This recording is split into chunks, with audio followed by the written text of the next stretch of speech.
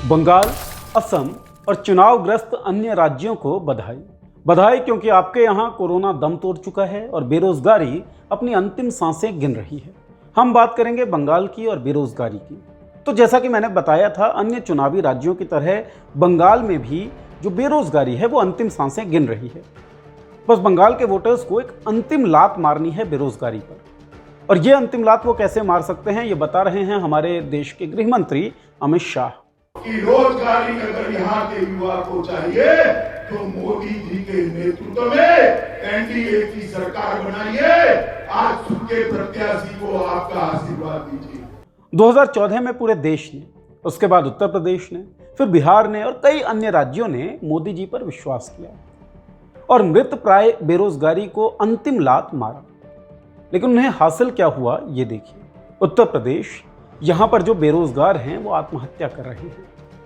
जो युवा हैं वो महापंचायत करने के लिए मजबूर हो गए हैं। बिहार में जो युवा शिक्षक बनने का ख्वाब देख रहे थे वो सड़कों पर प्रदर्शन कर रहे हैं। पूरे देश के अनेक राज्यों में बेरोजगारी बकासुर की तरह युवाओं के उम्मीदों और उनके सपनों को निगले जा रही है। लेकिन मोदी जी आश्वस्त हैं। वो आश्वस्त हैं कि बंगाल के युवा इस बेरोजगारी के बकासुर के मुंह में आने के लिए आतुर हैं।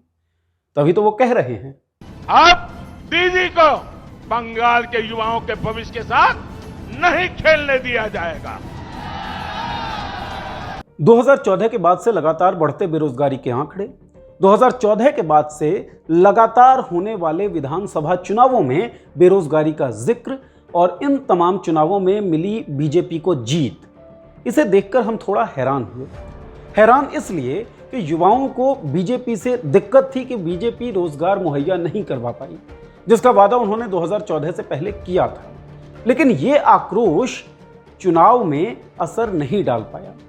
सो हमने जानना चाहा कि क्या बंगाल के जो युवा हैं, जो बेरोजगार युवा हैं, वो बंगाल के चुनावों में असर डाल पाएंगे। हमने बंगाल के युवाओं से पूछा।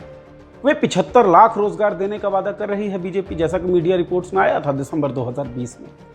इस पर आप क्या कहना चाहेंगे?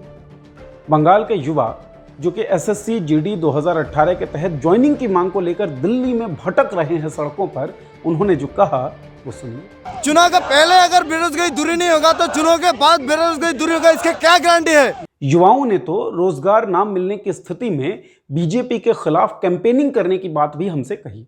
अगर हम लोग का ज्वाइनिंग नहीं मिला तो हम लोग अपना एरिया में उसको वोट तो नहीं देंगे। पहला बार तो वोट ही नहीं मिलेगा। और जो स्टूडेंट वहाँ पे बंगाल में हैं उनको भी हम बोल देंगे उधर प्रोटेस्ट करने के लिए। युवा बेरोजगार के कारण आक्रोशित हैं। बंगाल के युवा कह रहे हैं कि रोजगार नहीं तो वोट नहीं। लेकिन ओपिनियन पोल्स का जो औसत है वो ये बता रहा है कि किसी भी पार्टी को पूर्ण बहुमत नहीं मिलने जा रहा और भारतीय जनता पार्टी जो प्रीवियस उसकी परफॉर्मेंसेस थी उससे बेहतर परफॉर्म करेगी। अगर चुनाव के परिणाम इन ओपिनियन पोल्स को एग्जैक्टली ट्रांसलेट करती हैं तो ये सोचना अहम हो जाएगा कि जो आक्रोशित युवा हैं बेरोजगारी को लेकर, वो चुनावों में असर क्यों नहीं डाल पा रहे हैं, या फिर क्या कुछ ऐसा है जिसे रचा गया है, जिसे प्रचारित किया गया है, जो युवाओं के लिए उनके सम्मान, उनके रोजगार और उनकी जिंदगी से भी बढ़कर है। ये सोचना अहम है। देखते रहिए मॉलिटिक्स। सब्सक्राइब कीजिए हमारा यूट्यूब चैनल। अगर फेसबुक पर देख रहे हैं वीडियो तो लाइक कीजिए हमारा पेज।